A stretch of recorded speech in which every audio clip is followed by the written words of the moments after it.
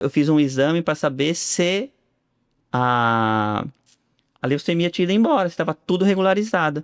E teve uma ministra que foi ministrar lá na igreja, e ela falou, olha, eu tenho aqui uma palavra, se alguém crê que precisa de cura, alguma coisa assim, vem aqui na frente.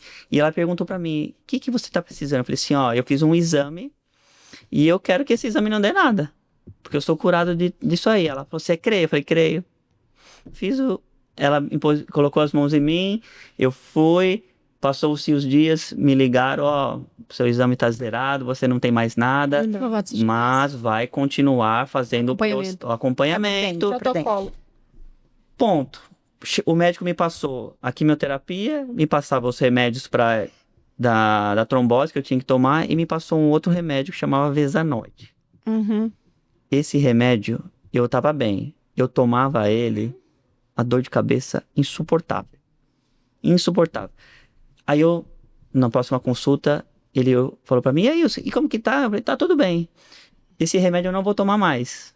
Ele falou, não, você vai tomar. Eu falei, não vou. Não vou, porque eu tô bem. Eu tomo e eu fico ruim. Então eu não vou tomar mais. Mas é por sua conta e risco. Eu falei assim, não, tá bom. Eu já sou curado, já não tenho mais nada. Eu vou ficar tomando esse negócio pra quê? Gente, não façam isso. Isso aí é a minha fé, é o que eu coloquei sobre mim, né? Mas é o meu risco. É o que você creu, né? Que eu cria porque eu tomava uma coisa que me fazia mal. Eu não vou ficar tomando isso. E eu parei. Só tomava o remédio que é pra afinar o sangue, né? Pra não dar mais a trombose. Mas eu tomava daquele jeito também. Tinha vezes que eu esquecia, tomava 3 de uma vez, nos dias. Compensavam os outros que eu não tinha tomado e era daquele jeito. E eu ia fazer as quimioterapias, não passava mal. E aí o médico falou pra mim, assim, ó, você não vai precisar fazer transplante de medula, nada. Uau! Curado. Amém, louvado seja Deus por isso. Desde então, nunca mais. Nada. Teve uma vez que eu tava trabalhando muito no verão, né? Com o meu serviço, trabalhando em ambientes assim, quente, e eu me sentia um pouco cansado. Aí eu tive a brilhante ideia de tomar um suplemento lá alimentar, né? Aí fui tomar aquilo. Quando eu tomei aquilo, dor de cabeça. Muita dor de cabeça. Aí aquele negócio assim, nossa, será que aquele negócio voltou? Aí fui pro médico, fui pra Santa Casa. Aí conversa vem com o médico. Inclusive eu encontrei o médico no corredor. O que você tá fazendo aqui? Não, eu vim aqui assim. Não vai fazer exame assim. Aí fiz. Aí o médico falou, você tá tomando alguma coisa diferente? Eu falei, não, tá tudo normal, não tenho nada. Aí ele falou assim, você não tomou nada estranho, nada? Eu falei assim, tomei esse Centrum aí, que é esse... é isso. Não é pra você tomar isso. Isso aí não é bom pra você, não é pra você tomar. Por isso você tá com dor de cabeça. Nossa. Parou. Desde então, mais nada. Mais nada. Amém. E esse processo durou quanto tempo, mais ou menos? Eu fiquei internado 45 dias e fiquei mais 1 ano tomando essas medicações. A quimioterapia, acho que eu fiz mais uns 6 meses. É engraçado que tem coisas que eu não lembro. Sabe que... É como se apagasse, Eu acredito. Passou. Eu passei por aquilo, sim, para estar aqui hoje dando testemunho, mas na minha cabeça, porque passou, eu esqueço, às vezes eu esqueço que o dia, o tempo, eu não fico armazenando isso. Isso é muito bom, porque se você fica ali armazenando isso, aí é mais situação para você pensar coisas, né? Que nem você falou na questão do que você tomou. A gente, né, somos cristãos, a gente sabe que o poder da palavra, e se você não alimenta sua mente direito, as coisas, né? Sim. E infelizmente o diabo, ele tá ali só pra minar o que você crê. Isso mesmo. Né? Então, da mesma forma que você foi curado, eu fui curado, e assim, nosso pastor, né, em comum fala que a gente precisa manter a nossa cura. Sim. Porque todos os dias o diabo vai se levantar para falar que você não tá curado. Né? Então a gente precisa realmente andar, na verdade, da palavra para entender realmente que a cura tá manifesta e que tá tudo certo, entendeu? E que a gente precisa ser prudente. Sim, também, e né? entender que, mesmo com tudo, a gente precisa... A fé não nega a realidade, né? Existem cuidados que a gente...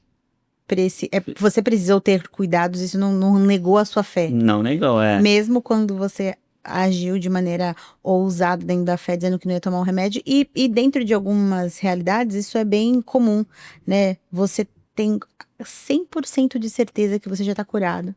E que você decide, é uma decisão, eu decido, esse remédio não vai me fazer falta, porque eu tô curado em nome de Jesus. Mas essas questões, elas também são bem desafiadoras para poder entender, né? E para poder explicar de modo que o outro, o espectador entenda, porque é fé. É fé. É fé. É fé, totalmente. Porque se você...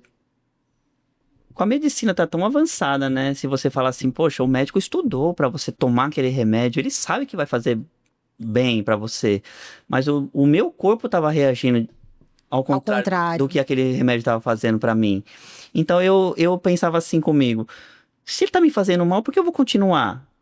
Se fosse o caso, doutor, me passe outro. Me passe outro remédio. E o pior de tudo, eu tinha que sair da Praia Grande e ir lá para Santos buscar ele. Porque era caríssimo o remédio. É de alto custo, né? É caríssimo. E aí, às vezes, eu esquecia, porque eu não queria tomar aquilo. Às vezes eu deixava de ir. Minha mãe falava, você não vai buscar o remédio? Ah, eu vou. Aí eu ia, contra a minha vontade. E até que um dia eu falei, não, eu não vou tomar mais isso. Isso tá me fazendo mal.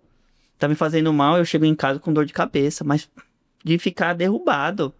Só depois que eu tomava o remédio. Acho que também foi Você consegue entender quando foi que você entendeu a fé e a chave virou?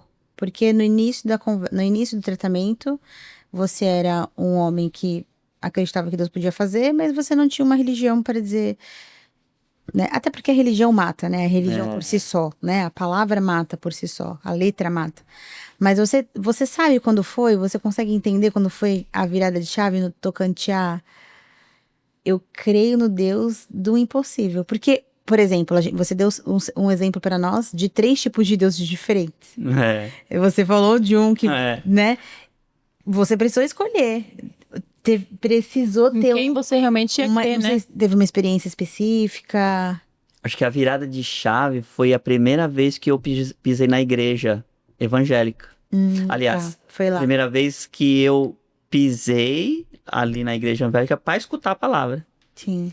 E aquelas verdades que saía da boca do pastor, eu falava assim, ele me conhece da onde? É que a primeira vez que eu venho aqui, ele tá falando de mim. Quem contou da minha vida pra ele? Então, assim, né?